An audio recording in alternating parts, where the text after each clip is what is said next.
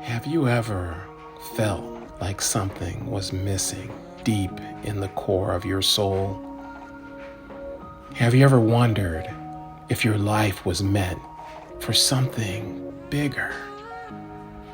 Consumed with stress and the worries of the world that seems so overwhelming, questioning if God can even hear your prayers, or if He's abandoned you in the stagnant pond of your life. What if I told you that you could follow the river and you could find a way to a world where your dreams still exist? So if you're tired of being trapped by your own fears, doubts, and self-destructive behaviors, you can join Will and Marie as they journey into the unknown, searching for new answers, new blessings, and new purpose in the deep waters.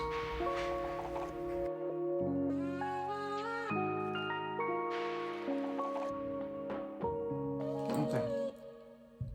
So what were you saying? This is interesting. Well, I mean, I think it's an interesting question because it's going to populate so much stuff out of my own mind. Because, and I remember. All right, why don't we read? Hold on. We're going to start right now. Hey, guys.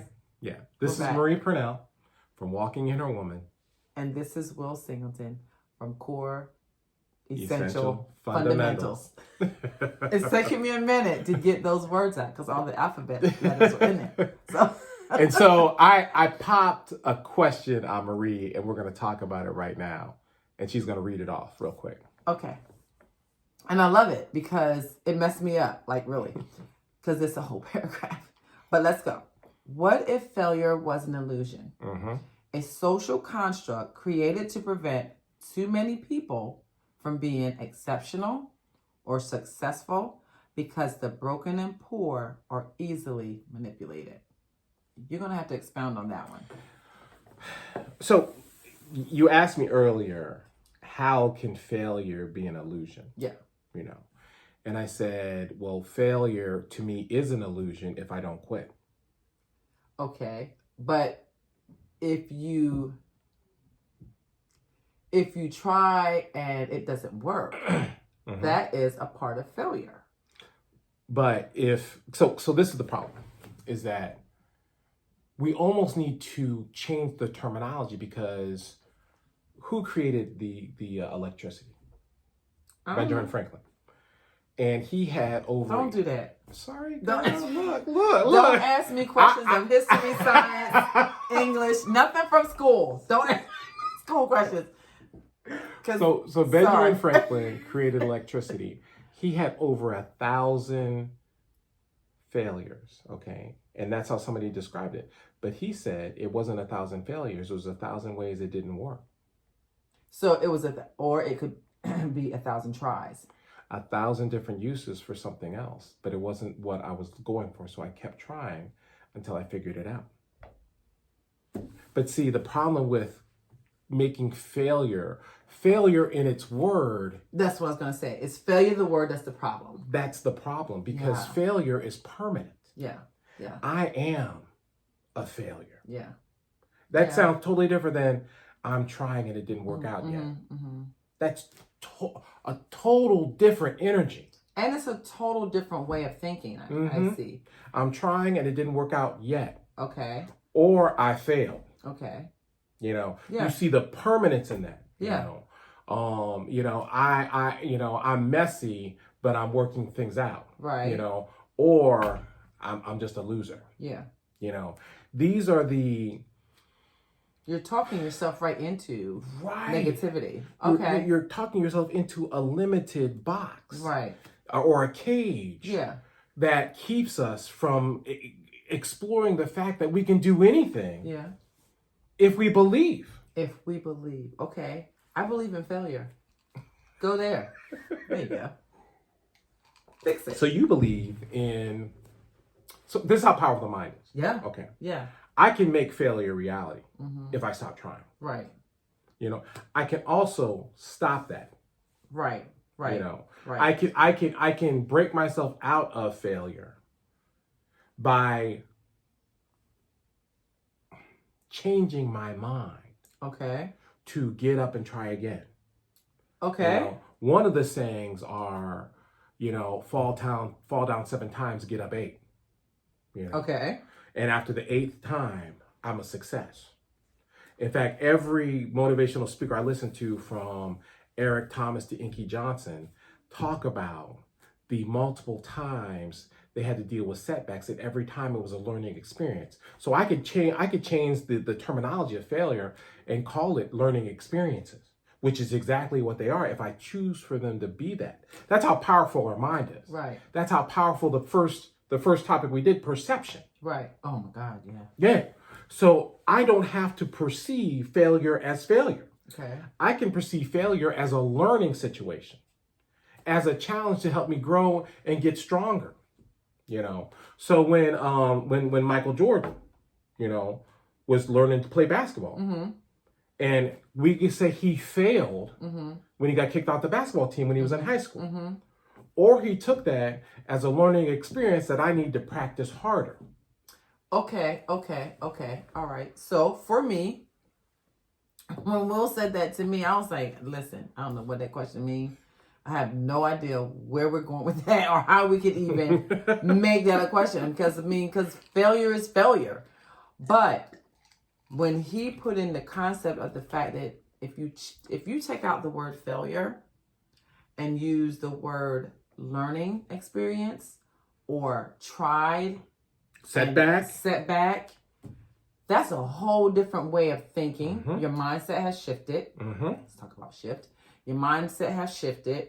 You're no longer seeing yourself as a failure, which everybody lied to you in the first place. Mm-hmm. Because that's part of rejection. Mm-hmm. That's parts of rejection that I dealt with for all my life. Mm-hmm. And I started to reject myself out of my own words. Yep. Telling myself I was a failure, or wouldn't even try. I told Will earlier, I wouldn't even try because I was so afraid to try because I knew I was going to fail. Mm-hmm. So even in my failing, it stopped me from doing anything else because I was so, my husband told me I was afraid of my own potential, which makes a lot of sense because like I said in the first, on our talking about perception, I didn't want to do the work. Because you believed in failure. Because I believed in, I don't think you need to say that. Hey, but this is how true is that? This That's is such a scary truth. Because, and this is a lot of us. Oh my God. Because we believe we have more faith in failure. Yeah. Than faith in faith. Yeah. And so because faith in success is faith, right? Okay, because gotcha. I have a strong foundation in failure. Yeah. I won't try anything that looks funny. Jeez, so weird. Because I'm so afraid of failure. Because I believe in failure. I don't believe it's a learning experience. I believe it's and if I fail, if I don't do well, and that will come in so many different flavors.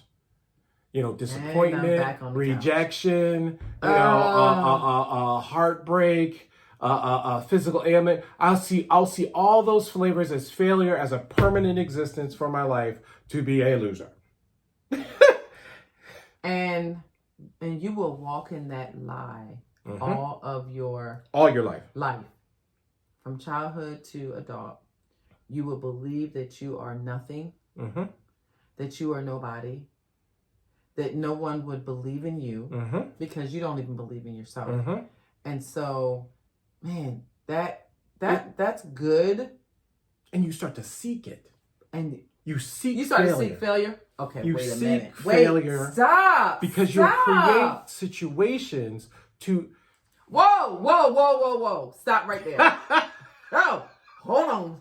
Hold the phone. What the .com do you mean you seek out failure? Yeah, go with that. So when we have this failure mindset, I'm going to start putting the couch behind us. Right. Because we are such extraordinary human beings, and God does love us, okay? Yeah. He's not just going to leave us there, Mm-hmm, okay? mm-hmm. So he's going to bring different situations to prove that whole concept is wrong. Okay. Okay. But when those things come, we will seek the negative, or the potential negative to create that failure environment, even in the midst of a blessing. Well, this is where they talk about the other shoe. You're so thrown off. I'm telling you, man. I'd be like, people be like, sitting pretty, stuff is working, and they get even more scared. Because they have that failure perception, and they're waiting for the other shoe to drop. Right. Oh, let me find it first. And I'm hoping that this is what I needed to read. Hold on. Oh, no. It's Galatians 5. Okay, sorry. Sorry, guys, hold on. I have to go here for a minute because you messed me up with that. And I'm telling you, I'm going to bring the word in on you every now and then. Listen, what got me was when you said, you are seeking it out. Like, what? You can't just be talking about me in front of others. That thing, and okay, don't get me wrong, guys. I mean, I can say this because I know I can, because so many people out there, do this. Or they live their life by it. It's the law of attraction. Okay? And I'm not trying to be no guru and all this type of stuff, but the law of attraction is the law of attraction, period. It just is. We're broken, we attract brokenness. Yeah, okay. That's it. You negative, that's what you're gonna get. Negative people. You're gonna have a negative circle. And people be like, why? Have you ever been around them? They just like so negative. They always talking this, they always talking that. Listen, when God sets us free of this thing, will mess me up, first of all, with the question, because I didn't even know what the .com was talking about. What? First of all, we're not doing all that. That's a whole paragraph. Why are we trying to figure that out? We're going to go back to the question anyway. Yeah, go ahead. But when you said that, all I heard was Galatians 5:1. Stand fast, therefore, in the liberty wherewith Christ hath made us free. Okay? And be not entangled again with the yoke of bondage. Bondage is failure. Failure is bondage. And you are entangled with it because you keep believing that's all you got. Let me see if I can get that in. And because of that, we can't sustain any success because we so firmly believe in failure all the time. I've believed in it all my life, Will. So I was afraid to try anything. So when I was allowed, God gave me the gift of walking in your woman. It must have been 13 years ago. It had to have been. I was blogging. I was a new blogger. People were seeing this, whatever. And I was grateful for it. But in this season, when I released myself of the bondage of everything else and everybody else and every lie that I was believing, the fear of rejection, blah, blah, blah, blah, blah. What God has done in this season with this walking in your woman, it is blowing my mind. And you know that. You've seen it happen. Will likes to talk to me every now and then. Talk about me every now and then. I don't care. But that's because I finally became free of failure. The fear and the stigma of failure. Like you said, we took failure on as it was our life. It was what it was. I mean, I fail all the time, and I'm nothing but a failure. I'm a loser. This is what I was. This is what I believed. But listen at this. I'm reading from the TPT version of Galatians 5. A life of freedom. At last, we have freedom, for Christ has set us free. We must always cherish this truth and firmly refuse to go back into the bondage of our past. That, for me, takes on a whole different posture. Because I don't have to walk with my head down. I don't have to walk not believing that somebody wants to see me. They want to see my face. They want to hear my voice. That I can look at you and know that I'm talking directly to you. And here to expound on that. My past was not a moment of failure. It was a learning experience that created me to be who I am today. Yeah, but we didn't know that then. I know. Yeah. But that's where don't go back to the bondage of it. Yes. You're not bound by it. No. He brought you through that. It to created be better you. because of that. Yeah, absolutely. To create who you are now. Yes. And that's why failure is an illusion. Yeah, I see what you're saying now, because I didn't understand that. Because I was like, what do you mean? How is it an illusion? She looked at me like I was straight smoking telling weed, you. like, well, you need to get out that stuff. I'm like, well, what are you talking about? I said, Right. I think this is what I did. Will, like I need you to come back. Will. I called you like 3 times. Like, what are you talking about? So I'm going to go back to the question because there was that last part that you put in there. Where we're easily manipulated. Yes. But the word that you used was the poor was easily manipulated. So is that poor in spirit? Yep. Poor in mind? Yep. It's all the poors. Poor financially, emotionally, physically, spiritually. Yeah. Because I can't be strong in those areas and believe in failure. There's no way you can be. There's no way you can be. And because of that, I'm always looking for somebody else to rescue me. Yeah. I'm always looking for somebody else to approve of me. I'm always looking for somebody else. And then when they take that away, I'm a failure again. So okay, here's the thing. Because you put a social construct created to prevent too many people from being exceptional or successful. So failure, we lost sight of anything exceptional or successful because of the word failure. That's not even in our vocabulary. Wow. In fact, okay, we may be able to say successful, but we'll never say exceptional. We'll never. And Lord help us if we say phenomenal. I mean, that we'll think we stroke out. Excellent.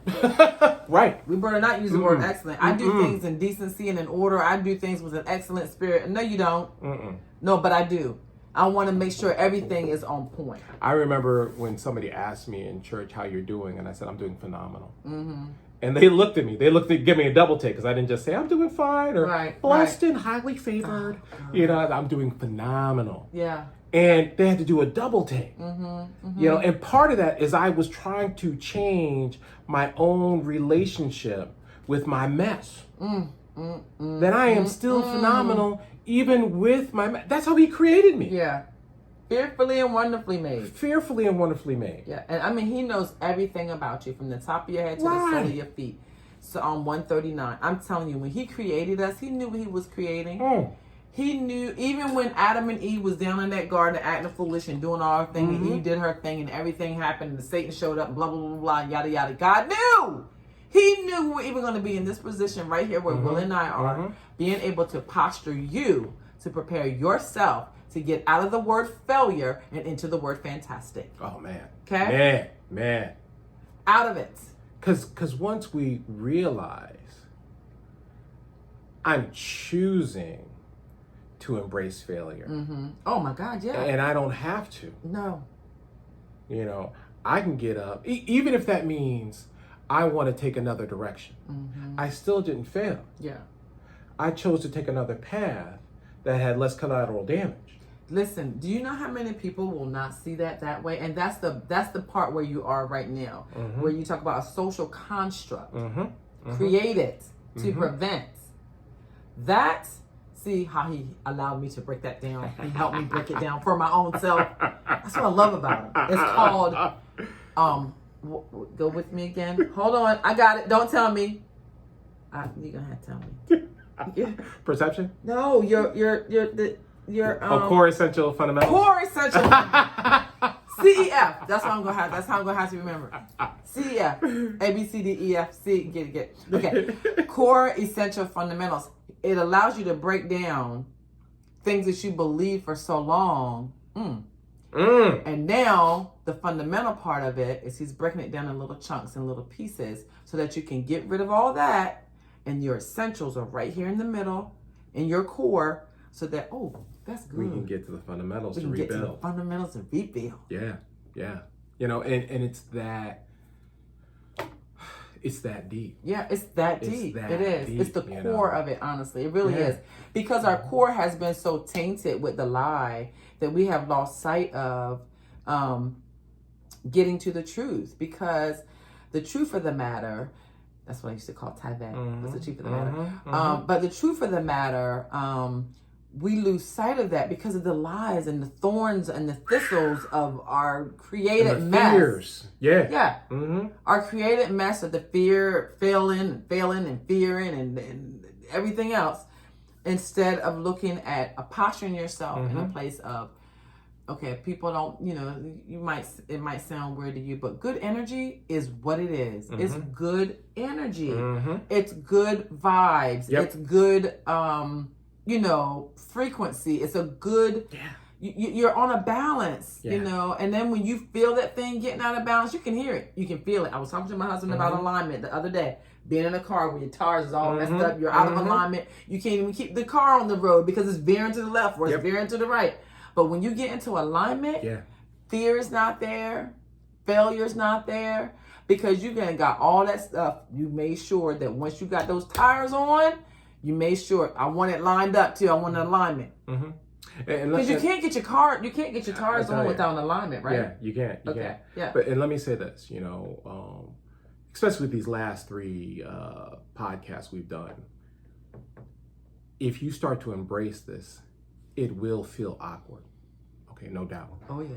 Because this is a whole. Your body has been attuned to brokenness, and to realign. I mean, like I'm going to physical therapy now. When I'm with this girl Jessica Spicer and she stretches me out. I mean, I'm in pain. I mean, you may hear me drop a couple cuss words, but she's realigning me to be flexible. So my muscles can grow easy. Yes. And so that will require some pain. That will require learning experiences, not failures. And differently, when you are learning to do nothing but fail, it is going to feel absolutely strange to do everything to learn to be successful. Because you're changing the terminology. It's no longer failure. Yeah, that's powerful to me because, that was me, Will. That's all I thought about was a failure, a rejection, who wants to be around. All of that. I mean, I think I might talk about that in almost every other podcast, I feel like. But that's because that was my life. But now I'm in this position where God has postured me to be in alignment. And I'm telling you, man, when I walked into this particular, Will was with me. I went and looked at the office space. The man was just running down this, and this, what we could do, how you could do this. I know this person. I know that person. You can talk to this person. I said, I just walked in the door. I just wanted. My daughter was with me, and I was just sitting there looking at her like. And I even said to her, I said, I'll get to a point, and I'll get right here at this office door, and I'll be like, that's okay, I'm not doing it, because I was so afraid. I was so afraid of failing, because if I felt like if I failed, I'm never gonna be anything. And that's and I didn't see failure as being leading to success. Yeah. You didn't see failure as a learning experience. I did not see failure as a learning experience. And not at all. And I gotta have those learning experiences if I am going to be phenomenal. Yeah. I mean, it's ridiculous to think that I'm gonna come out the gate and hit a home run every time. I mean, that's not that. Where did you even happen, get that thought process? But I forget which speaker I was listening to. He said, "You don't learn anything." Name again. You went too fast, Kevin. I'm sorry. I forget which speaker I was listening to. Okay. Said this, but he said, "You don't learn anything from winning." Yeah. Wow. Right.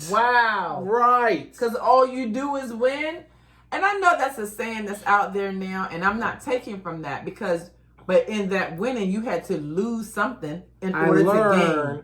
From my painful learning experiences. I learned from my setbacks. I learned from my course corrections, my modifications. The times I had to develop more muscle in my mind and in my body. I mean, David Goggins in his books, Can't Hurt Me or Never Finish, talks about all the things he failed at. Everything. You got to read his book. I mean, if you can get past his cussing, but he he's known as the hardest man in the world, but he says, I don't want to be known as that. I want to be known as the guy who failed every time and didn't quit. Wow. That's deep. That's deep. That's deep. That's deep. Deep. That's super deep. I'm serious. Right. You know? And I'm like, yo, man, if we change that, I won't see rejection or failure in my relationships. Yeah. I won't see rejection and failure in my health. Yeah. I won't see rejection and failure in my business. Mm-hmm. I see them all as opportunities to learn. Yeah. Yeah. When my spouse is speaking, Greek and I speak Hebrew, I don't know what she's saying. Okay, it's a learning experience. I said, okay, let me figure out what you're trying to say. Speak in the phone and say that so I can get a translation. Instead of me going in my own rejection saying, she don't love me because I don't understand and she don't understand me. Yeah. Oh my God. Right. See, don't start because we'll go somewhere else. We'll be on here for another hour. Can't do that because we're almost out of time and I'm going to let Marie pray us out. Oh. No, he gave me the winning will smile. Okay. Guys, I think this has been good. These podcasts have been amazing. So, Father, I just want to come to you right now with a grateful heart. First of all, for joy and laughter, because the joy of the Lord is our strength, and you have strengthened us, God. In the times that we thought that we were failing and we were learning all at the same time. Wow. So, Father God, I want to tell you how grateful we are for this. Thank you for teaching us more about how to walk in the spirit of learning as we grow. Thank you so much for being a God that's so kind to us, that you allow us to fall down and get back up again. Because in that falling, we'll know, that was a pothole back there. We can't go that way. So now we have to go another way. You can call it a shift. You can call it a pivot. You can call it a turn. You can call it whatever. But it's a learning curve.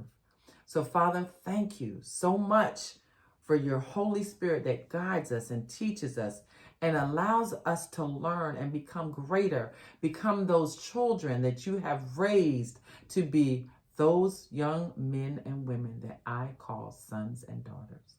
Thank you, Lord. We love you, we bless you, and we honor you. And we pray that you were glorified in this moment. In Jesus' matchless name, we thank you. Amen. Amen.